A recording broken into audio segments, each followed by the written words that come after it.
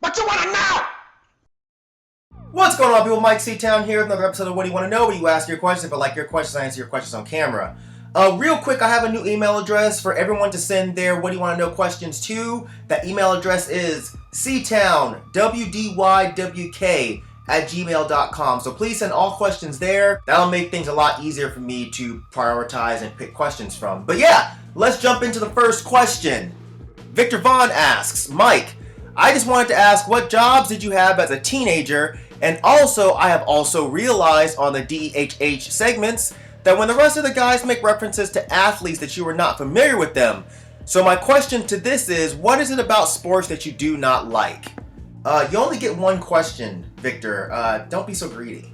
But quickly, I don't like anything about sports. There's your answer to that. As far as jobs go, though, believe it or not, I only had one job as a young teen. You know, while in middle school, I did babysitting and piddly shit like that. You know, I also did odd jobs here and there as a teen, but, you know, my only real job as a young teen was Captain D's.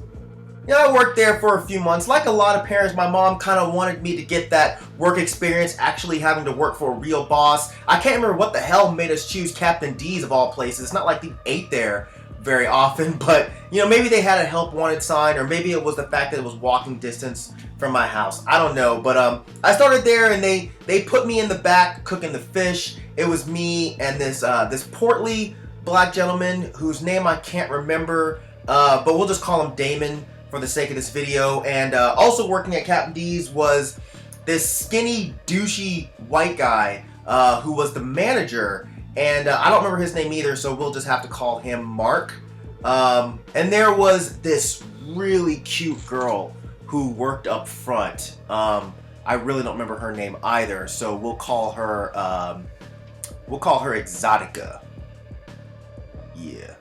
So I'm gonna tell you right now, if you eat at Captain D's, be very careful and aware. No one washed their hands while working back there. We'd also drop fish on the ground, pick it back up, shake it off, and throw it right back in the fryer. Now, I was 14 or 15 at the time I was working there, and I remember the manager, Mark, he would actually tell us to do that. You know, I knew it was a wrong thing to do, but I wasn't gonna go against management and end up getting fired, so I just did what he said.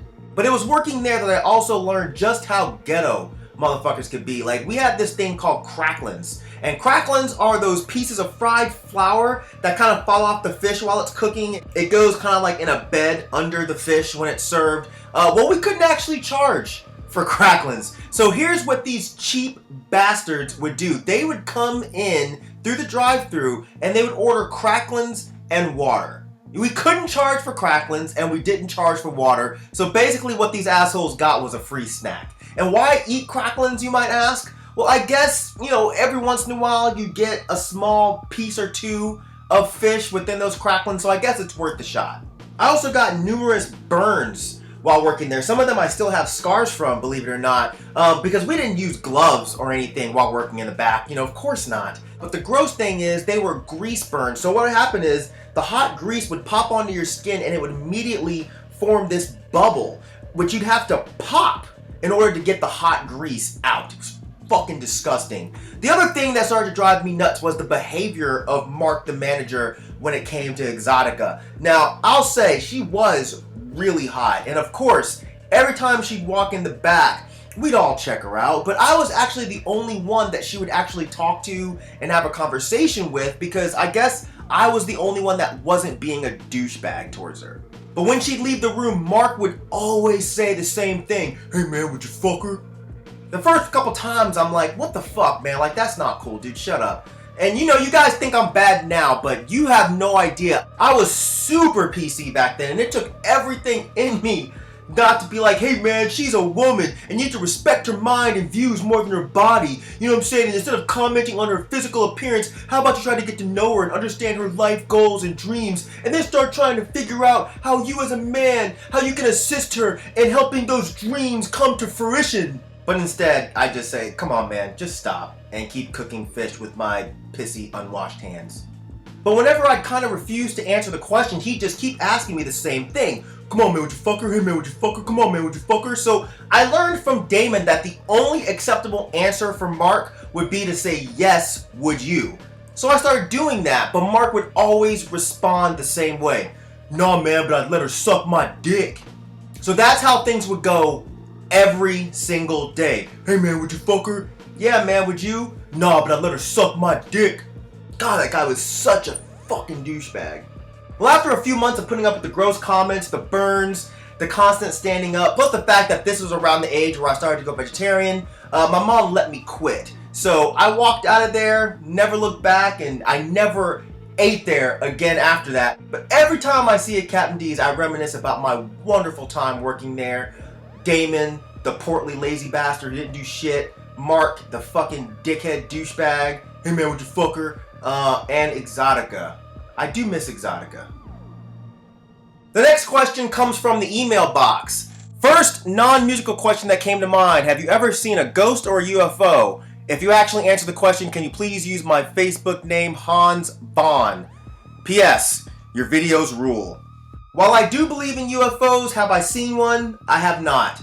As far as ghosts go, have I seen one of those? No, I have not. I don't believe in ghosts. I believe in cases of mass suggestion or mass hysteria, causing people to believe that they're all seeing a certain thing. But I do remember my grandparents' house was haunted. Everyone in the family had a story about some sort of supernatural experience in that house. I remember my grandfather, who was awesome. He swore he saw a cockroach in the cabinet. And that wasn't weird because they had lots of cockroaches. But the weird part is he swore the cockroach had a human face on it.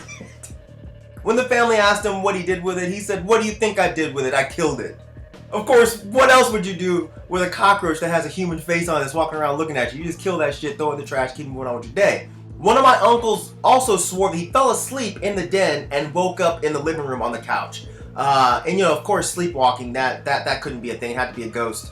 A super lame ghost that didn't really know how to do anything cool yet with his powers. Must be like one of those baby ghosts you see in the cartoons. But, you know, it actually stepped its game up when my aunt fell asleep in the same den. She woke up to, if I remember correctly, a floating blue head that said, "Don't be scared." Now, a blue head shows up and tells you don't be scared. What kind of dumb shit is that? These are the dumbest ghosts ever. Like, you're a fucking ghost. If you want to, like, not scare somebody that you're appearing to, you could show up in a form that could be, you know, maybe aesthetically pleasing. Maybe like a Denzel Washington or Boris Kodjoe, Richard Roundtree, even Emmanuel Lewis, you know what I'm saying? Manny Moe, like just something that wouldn't be scary, but no, it picks a floating blue head. The only thing I ever saw in that house was there was one time that I was in that scary den with my brother, my sister, and some of my cousins. And I remember while we were sitting in there watching TV, we looked back and the door to the room was moving. And as we were looking at it, it started moving faster and faster and faster. And it was only odd because there were no windows open, so we couldn't really explain why the door was doing this. But was it a ghost? I don't know. I don't think so. Again, that's a pretty lame trick for a ghost. But the really funny thing is, before we could even register what happened, my cousin Sherrod, who watches these videos, so he knows this is true and he better not lie, but he jumped up and was out the room and out the front door before anyone could say a word. So we all know that when the zombie apocalypse hit, don't expect his punk ass to be by your side. Love you, cuz. But yeah, if you believe in him, great. More power to you. It's just not working for me.